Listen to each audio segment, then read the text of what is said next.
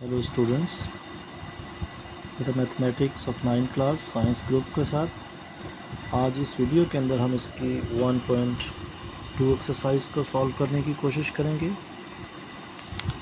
तो बेटा देखें इस वीडियो के मतलब इस एक्सरसाइज के अंदर उसने आपसे क्या डिमांड की है, आप उसकी डिमांड को समझें और उसकी डिमांड को पूरा करने के लिए आप इस एक्सरसाइज को करने से पहले आप इसके पिछले 1-2 पेजेस पर जाएं। वहाँ पर आपको इसकी तमाम डेफिनेशंस मिलेंगी, यानी जो उसने इस लेक्चर के अंदर पूछा है। देखें उसने कहा है कि इन मैट्रिसेस में से आप आइडेंटिफाई करें कि इनमें से रॉ मैट्रिक्स कौन सी, कॉलम मैट्रिक्स कौन सी है और नल मैट्रिक्स कौन सी है, इसके साथ यूनिट मैट्रिक्स कौन सी है। तो बेटा ये मैं आपको दिखा देता हूँ। देखिए यहाँ पर उसने मुख्तलिफ तरह की डेफिनेशंस आपको दी। सबसे पहले उसने रॉ मैट्रिक्स दी, कॉलम मैट्रिक्स दी, यानी ऐसी मैट्रिक्स जिसके अंदर एक ही कॉलम पाया जाए वो कॉलम मैट्रिक्स होती है, और जिसमें एक रॉ पाई जाए वो रॉ मैट्रिक्स होती है। इसी के साथ आगे उसने क्या, रेक्टेंगुलर मैट्रिक्स, यानी जिस मैट्रिक्स का ऑर्डर जो होगा वो सेम नहीं होगा। ऑर्डर से मुराद मतलब कि देखें ना, उसमें रॉ और कॉलम की तादाद अगर आपस में बराबर नहीं है तो वो समझ लें आपकी रेक्टेंगुलर मैट्रिक्स है। ये मैं आपको जस्ट उर्दू में समझा रहा हूँ, आप इनको इंग्लिश में पढ़ के इसकी आप जस्ट डेफिनेशन को याद कर सकते हैं।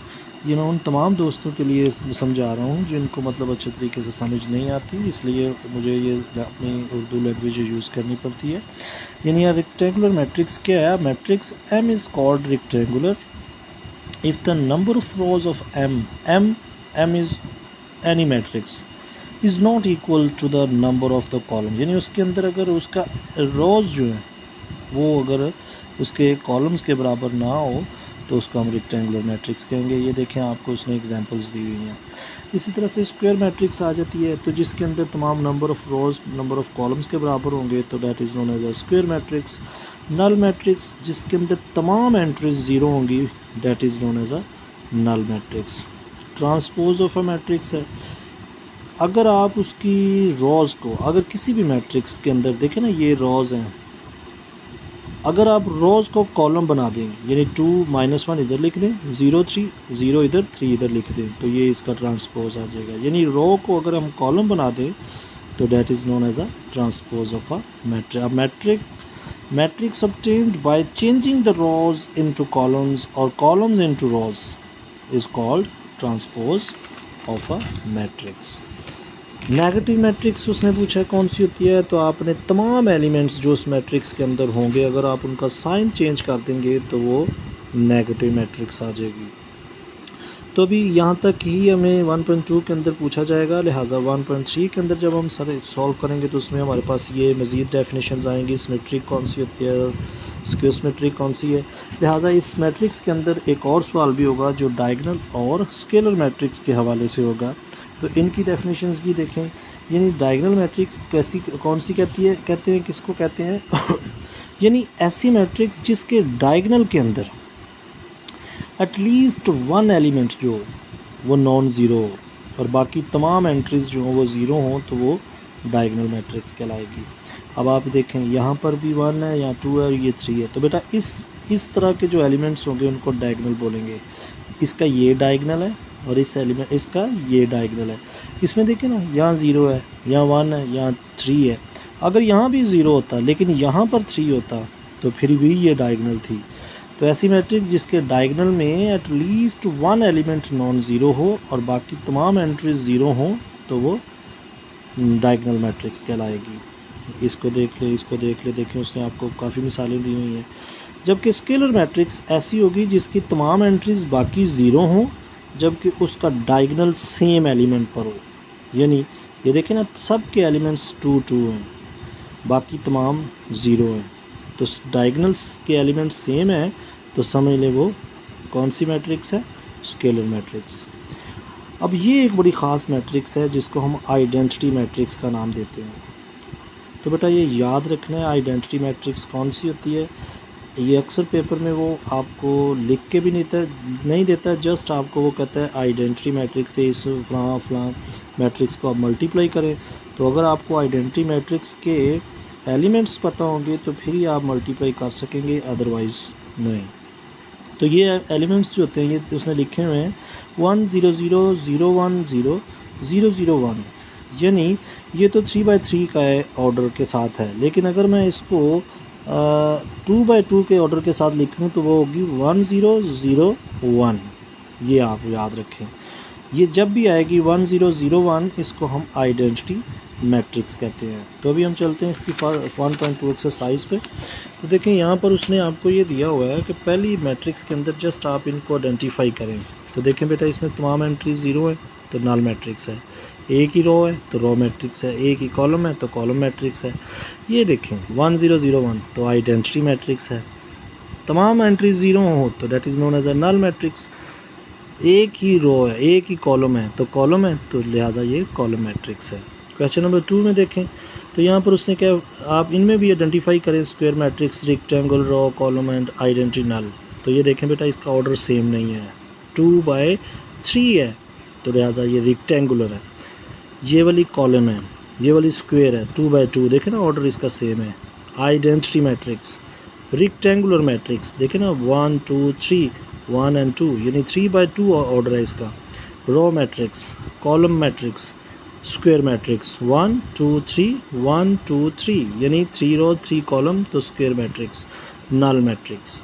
ठीक, इसी का क्वेश्चन नंबर 3 देखें तो यहाँ पर उसने मांगा आपसे कि आप इनमें से आइडेंटिटी मैट्रिक्स, डायगोनल, स्केलर और यूनिट मैट्रिक्स। अच्छा, डायगोनल और स्केलर और यूनिट मैट्रिक्स को आइडेंटिटी मैट्रिक्स भी कहते हैं, ये भी आपने याद रखना है। इसका दूसरा नाम यूनिट मैट्रिक्स का आइडेंटिटी मैट्रिक्स है। तो देखें सेम डायगोनल, बाकी एंट्री 0, स्केलर मैट्रिक्स, बाकी एंट्री 0, डायगोनल में एटलीस्ट 1 एलिमेंट जो है वो नॉन ज़ीरो होना चाहिए, चाहे डिफरेंट हो चाहे नॉन ज़ीरो हो, तो वो क्या कहलाएगी, डायगोनल मैट्रिक्स। आइडेंटिटी मैट्रिक्स या फिर इसको हम यूनिट मैट्रिक्स भी कह सकते हैं। ये देखें एटलीस्ट 1 एलिमेंट शुड बी 0, तो देखें यहाँ 3 आ गया, यहाँ 0 है, तो ये भी कौन सी है, ये डायगोनल मैट्रिक्स है। ये देखें 5 - 2 1 + 1 2, तो देखें बेटा डायगोनल सेम हो गया, तो कौन सी होगी, स्केलर मैट्रिक्स। तो अभी इसका क्वेश्चन नंबर हम 3rd और 4th की तरफ चलते हैं। तो बेटा 4th क्वेश्चन में देखें उसने ये मांगा आपसे कि इनका नेगेटिव मैट्रिक्स फाइंड करें A B C D and A की। तो ये मैट्रिक्स लिखी है, मैं यहाँ पर इसको सॉल्व करके आपको दिखाता हूँ कि आपने क्या करना है। देखें ये आपके पास A है तो इसकी नेगेटिव मैट्रिक्स क्या करेंगे, देखें A के साथ भी माइनस साइन लगा देंगे आप कि हम नेगेटिव मैट्रिक्स फाइंड कर रहे हैं, तो लिहाजा इन सब एलिमेंट्स को आपने माइनस कर देना। देखें -1 हो जाएगा, +1 है तो -1 हो गया, 0 के साथ कोई एलिमेंट माइनस मतलब लिखने की ज़रूरत नहीं है, और ये माइनस है, ये माइनस माइनस प्लस हो जाएगा, ये इसका आंसर आ गया।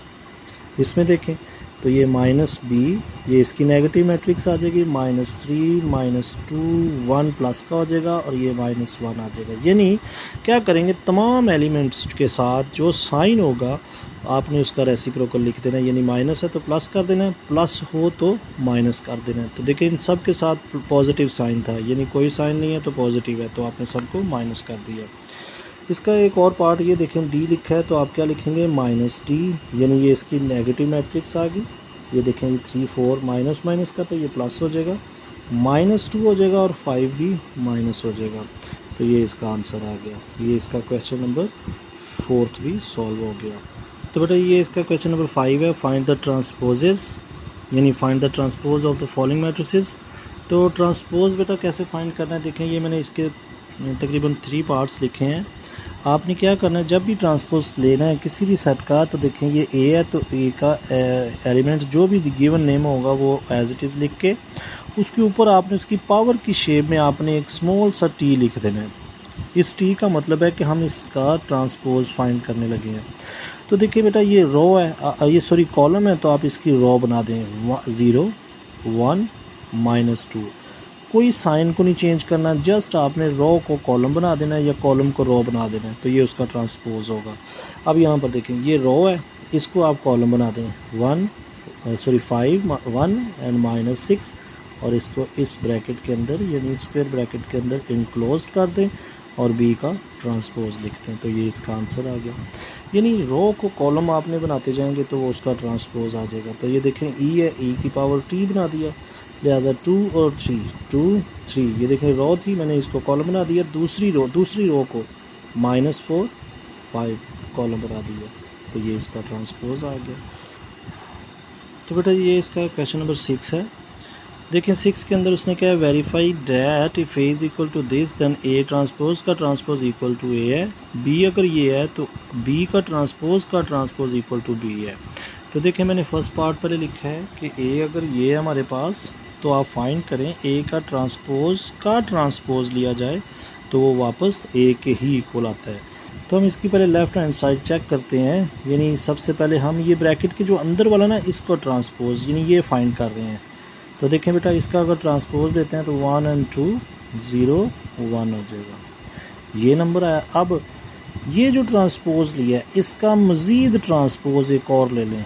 देखें ना उसने ये चीज़ मांगी है, उसकी रिक्वायरमेंट है, यानी ये हमने लेफ़्ट साइड का भी ट्रांसपोज लिया तो लिहाजा उस सेट का भी ट्रांसपोज लेंगे। ये रो को फिर हम कॉलम बना देंगे। देखें 1 0, ये 1 इधर ही, 0 नीचे आ गया, 2 ये रो, ये भी कॉलम बन गई। तो चेक करें ज़रा, ये वापस देखें ए के बराबर नहीं आ गया, यानी ए का ट्रांसपोज लिया तो वापस वो ए के ही आया, यानी प्रूव्ड हो गया। Same as it is B उसने दिया आपको, वो कहता है 1 और 1 2 0 है, तो उसमें वो कहता है बी का ट्रांसपोज लिया जाए तो वो इक्वल टू बी के होगा। तो देखें बी का सबसे पहले हम ट्रांसपोज लेते हैं, यानी इसका लेंगे तो 1 1 हो जाएगा, यानी रो को कॉलम बनाया 2 0, ये हमने कॉलम बनाया।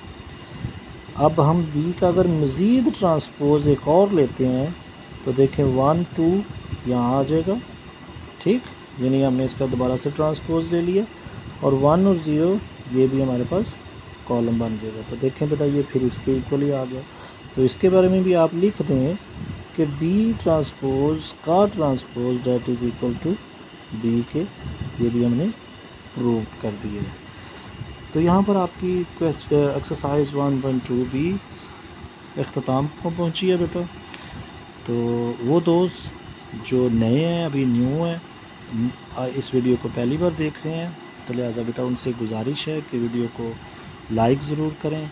अगर चैनल को सब्सक्राइब नहीं किया तो चैनल को सब्सक्राइब भी करें, ताकि जैसे ही मतलब न्यू वीडियोस मैं अपलोड करूं तो वो आप तक आसानी से पहुंचती रहे। तो बेटा ये 9th के सिलेबस के अलावा 10th का सिलेबस भी हम कवर करेंगे, 7 8 काउंटडाउन मैथ्स, ये भी सिलेबस हम कवर करने की कोशिश करेंगे। इसके अलावा D1 यानी कैम्ब्रिज का जो सिलेबस है, D1 D2 D3 इंशाल्लाह उसको भी कवर करेंगे। और अगर ज़िंदगी रही तो फर्स्ट ईयर सेकंड ईयर का भी सिलेबस इसके बाद इंशाल्लाह मैं उसकी भी वीडियोस बना के अपलोड करूँगा अपने दोस्तों के लिए। आपसे जस्ट ये गुजारिश है कि आप चैनल को सब्सक्राइब करें और वीडियो को लाइक ज़रूर किया करें, ताकि मेरी तमाम वीडियोस जो हैं वो बाकायदगी से आप तक पहुँचती रहें। तो ओके बेटा, take care, God bless you all, bye.